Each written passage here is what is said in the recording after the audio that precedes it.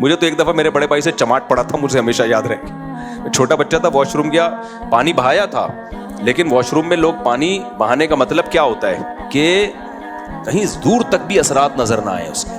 لوگ سمجھتے ہیں صرف, ابھی میں کیا اتنی ڈیٹیل میں جاؤں, بھائی ایسا غائب کرو مارکیٹ سے لگے کوئی تھک گیا ہی نہیں یہاں صدیوں سے, ایسا ہونا چاہیے صفائی.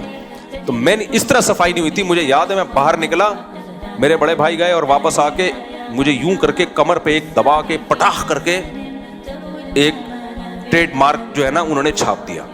وہ دن اور آج کا دن, یہ واقعہ ہوگا میں میرا خیال ہے 11 یا 12 سال کا تھا اس وقت, بس کچھ نہیں کہا انہوں نے. اچھا جیسے ہی وہ آئے نا, میں نے کہا سوری غلطی ہو گئی, مجھے احساس ہو گیا. انہوں نے یوں کیا, ایک کمر پہ طبیعت سے چھاپ دیا واپس, بس اس کے بعد چلے گئے.